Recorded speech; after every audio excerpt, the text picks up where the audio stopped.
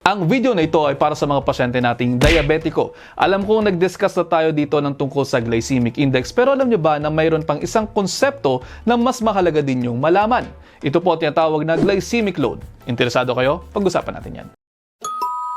Marahil ay nakita na ninyo ang ilang mga videos na nagsasabing kapag kinain mo ito, tataas ang blood sugar mo. Madalas din po ay binibigyang pansin ang tungkol sa tinatawag na glycemic index o yung rating system na nagsasabi kung gaano kabilis tumaas ang blood sugar ng isang tao kapag kumakain siya ng isang type ng pagkain. Merong rating yung glycemic index, 0 to 100. Yung pure glucose meron yung value na 100. Tapos kino-compare dyan yung ibang mga pagkain para mabigyan sila ng rating. Kadalasan po ang mga processed foods na gawa sa refined sugar tulad ng candies, breads, cakes, cookies ay mayroong mga matataas na glycemic index. Samantalang yung mga whole foods naman tulad ng mga non-starchy vegetables, mga fruits ay mayroong mas mabababang glycemic index. Kaya naman naririnig ninyo na mas kumain dapat ng mas maraming whole foods. Pero ang konsepto na sinasabi kong mas dapat ninyong malaman bukod dyan ay ang tinatawag na glycemic load. Ito ay isang pamamaraan para ma-assess ang impact ng pagkain ng mga pagkaing mayroong carbohydrate sa blood sugar. Ang glycemic load ay gumagamit ng both total carbohydrates at glycemic index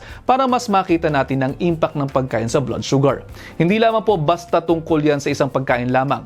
Ang nangyayari kasi, ang glycemic index nagbibigay lamang sa atin ng ideya tungkol sa kung gaano kabilis tumaas ang blood sugar natin after kumain ng certain types of foods. Pero hindi nito sinasabi kung gaano kataas ang magiging blood sugar mo kapag kumain ka ng pagkain yun. Yan naman po ang problemang binigyang solusyon ng glycemic load. Mas accurate picture yan kung paano nagkakaroon ng impact yung pagkain sa blood sugar kasi binibigyang konsiderasyon din po ng glycemic load ang type ng sugar at ng starches sa pagkain, paano ito piniprepare, yung fat content, fiber content, carbohydrate content, at pati na rin po serving size at rate ng absorption at digestion ng food product. Halimbawa, ang pakwan ay mayroong mataas na glycemic index. Pero dahil mababa lamang naman po ang carbohydrate content ng pakwan, mababa lamang din po ang glycemic load nito, kaya po pwede pa rin itong ipakain sa mga pasyenteng mayroong diabetes. Kaya ang tip natin ay bukod sa pagtingin sa glycemic index, tingnan din po natin ang glycemic load. Mas safe na listahan yan. Ilan sa mga pagkain mayroong mabababang glycemic load ay green peas,